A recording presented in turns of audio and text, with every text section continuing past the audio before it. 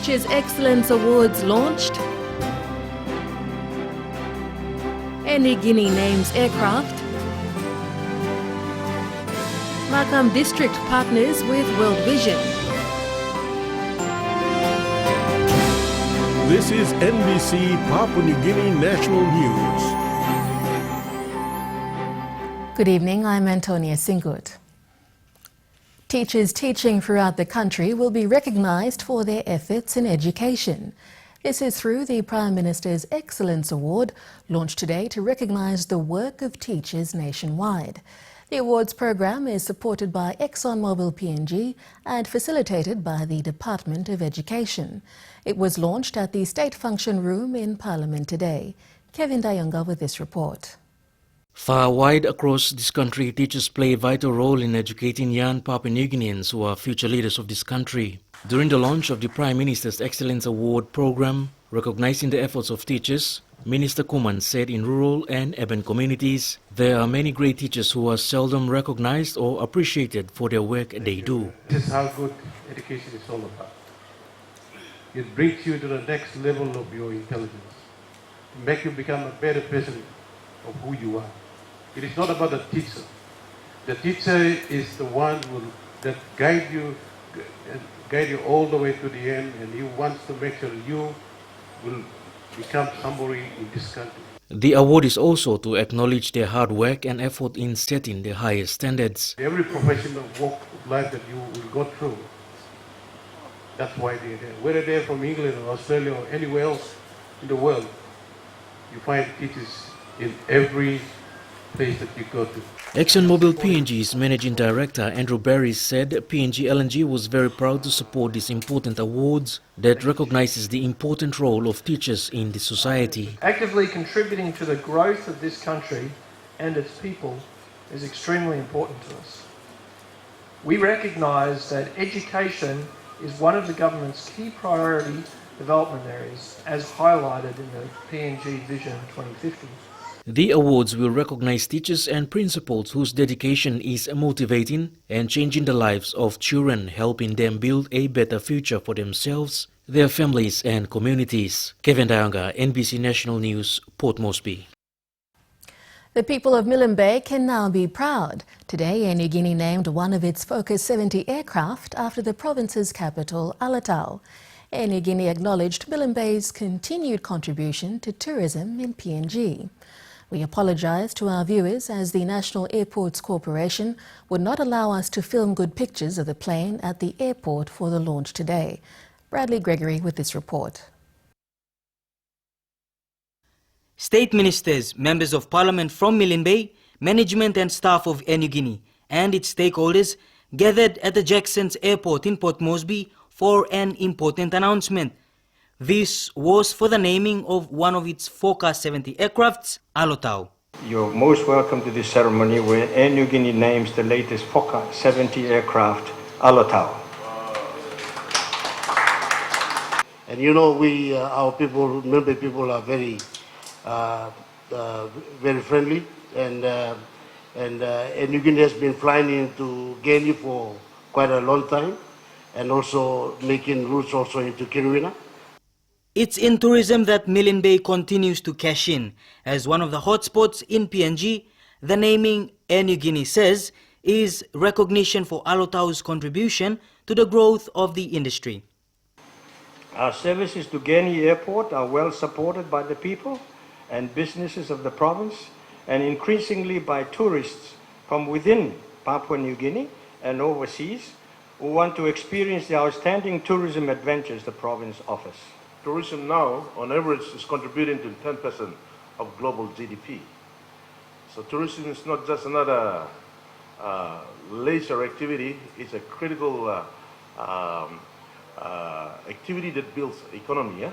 There are currently 3 Focus 70 aircrafts, 9 more are expected to be delivered by 2017. This will see the phasing out of the Q400 aircrafts. At the launch, almost all members of the media were restricted by the National Airports Corporation from entering onto the tarmac to get pictures of the new aircraft. This is the second time it's happened to the very people who will disseminate the information to the public. It's certainly a happy day for the people of Milne Bay Province. They get to get a plane named after the provincial capital. Now it's a pity we cannot show you the actual plane as airport regulations don't allow us to film beyond these fences. Now this comes to question why we have these ceremonies in the first place. Now the Alotau plane, which has been named, is a Fokker 70 series aircraft, the third of such which has been named after a provincial capital in Papua New Guinea. The first, of course, being Mount Hagen, and second, Hoskins, to service parts of Papua New Guinea. Bradley Gregory, NBC National News, Port Moresby.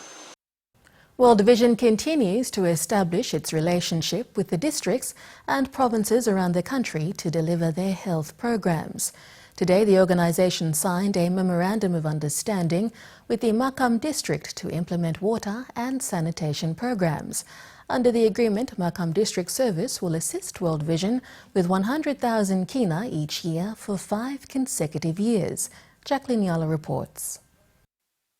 In a media conference today, World Vision Country Director Heather McLeod and Makam MP Paul Ezekiel signed the Memorandum of Understanding.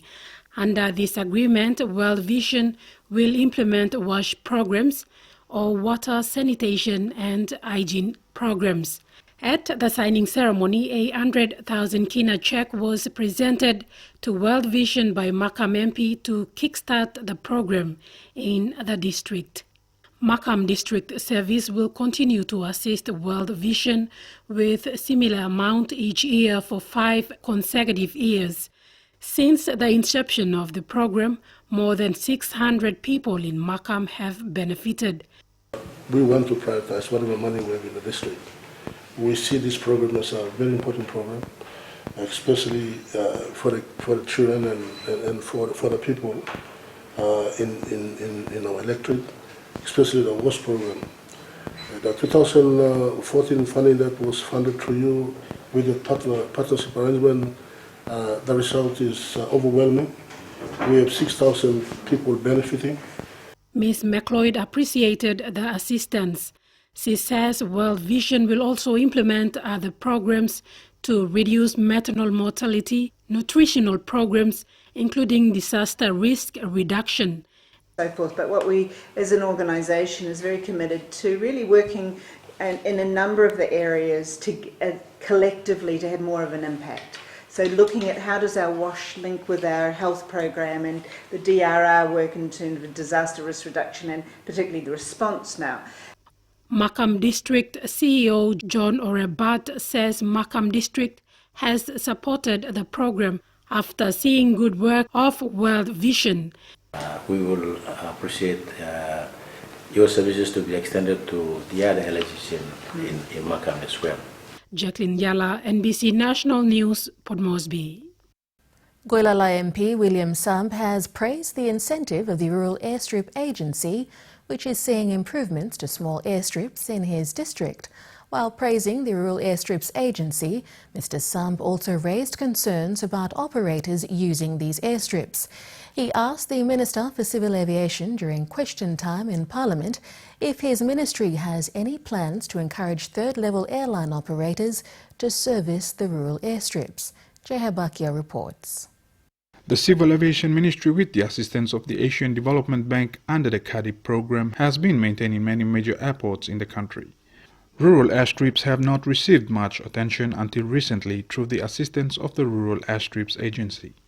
The Goilala district has signed an MOA with the agency to upgrade its airstrips, but the local members' concern is how these airstrips will be serviced. Our problem we have seen, Mr. Speaker, is that even if we get the airstrip fixed, there won't be any aircraft to serve the airstrips. That leads me to my question. 1, can the Minister advise what are the measures he has in place to encourage small-time operators to operate in rural areas? Minister responsible Stephen Davis pointed out that servicing of such airstrips must be done collaboratively by all stakeholders concerned. He commended the mission aviation industry for their tireless efforts in serving rural airstrips, adding that the government has so far created exemptions for small operators for areas such as landing fees and providing concessions on imports of spare parts for small aircrafts. Those operators that are committed to serving our rural areas, where they are exempted from paying fees, landing fees and other charges imposed by National Airports Corporation and PNG-ASL. The Cabinet is aware of a request from the airline operators who are operating into our rural areas, seeking some concessions in terms of customs duties and levies on aircraft parts and few other concerns that they have that lead to the high cost of operating into our rural areas. Mr. Davis also highlighted that ADB is willing to look into the next phase of the CADIP program, which is to upgrade and maintain rural airstrips. ADB is willing to look at the next phase of CADIP, and we are now, our officers or technocrats are looking at CADIP batch 2 or phase 2, and I'm glad to say to our House here, the Honorable House and our people, that that program is now being extended to cover our rural airstrips. The main reason small aircraft stop services to certain rural airstrips is due to the lack of economic activities. Jay Habakia, NBC National News, Port Moresby. Meanwhile, Deputy Opposition Leader Sam Basil also asked the Minister for Civil Aviation if gas could be subsidised to assist small airline operators in the country. He said as an oil-producing country, the government should be thinking of producing gas for domestic consumption first before exporting. Mr. Basil also queried how much funding the government was giving to the National Airports Corporation. Civil Aviation Minister Stephen Davis made it clear that the issue of aviation gas production in the country is quite complex and would need further elaboration. In regards to NAC, Mr. Davies said the corporation gets part of its operational funding from levies collected through ticketing, and despite funding constraints, NAC has been able to carry out its operations effectively. The question of F-gas and other related issues, matters that are complex, as I said earlier on. As we go on in this journey, we will begin to address them.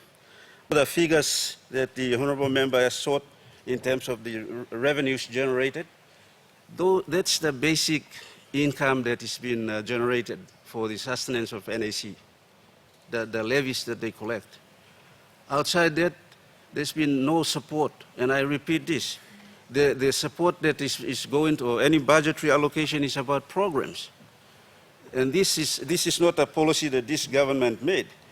This government inherited a drive for our public service to be modernized, the authorities that have been established. The rationale was that they will stand alone and create their own incomes. Bad weather in Morobeh did not stop a Manolos Aviation medevac team to save a young man's life. A young man from the south coast of Morobeh Patrol Post was airlifted to the Engau General Hospital in Leh after suffering from an asthma attack. The patient was a 23-year-old Kui villager in the Morobeh local level government area. His family made a distress call to the Manolos medevac team early in the morning, resulting in the mercy dash during the heavy rainfall. Charles Kekeng reports from Leh. The roads and the car park around the accident and emergency unit at Engau General Hospital was blocked off before the helicopter transporting the patient arrived. A female aircraft engineer of the Manolos Aviation was also on standby nearby in case of technical difficulties that may arise in the helicopter. Taking in consideration the traffic and the condition of the patient, the helicopter had to be landed at the hospital.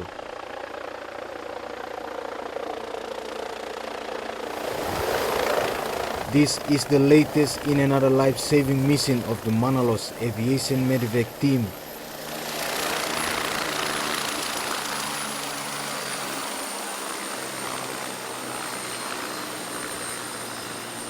The patient is a 23-year-old man from Kui village in the Morobeh local level government who suffered from tuberculosis along with an asthma attack. For him and his people, the only means to the nearest aid post is through outboard motors that would take half an hour, and the nearest health center would take more than an hour. However, the weather condition which saw rough seas along with strong winds and heavy rain made it impossible to assistance there. He could not even get on the dinghy back to lake because of the troubled seas that could cause more for him. The bad weather also prevented the Manolos Aviation medevac team's first attempt. We couldn't even reach the place. We couldn't even see beyond Salamoa over the mountains. It was so all cloudy, so we had to make a turn back.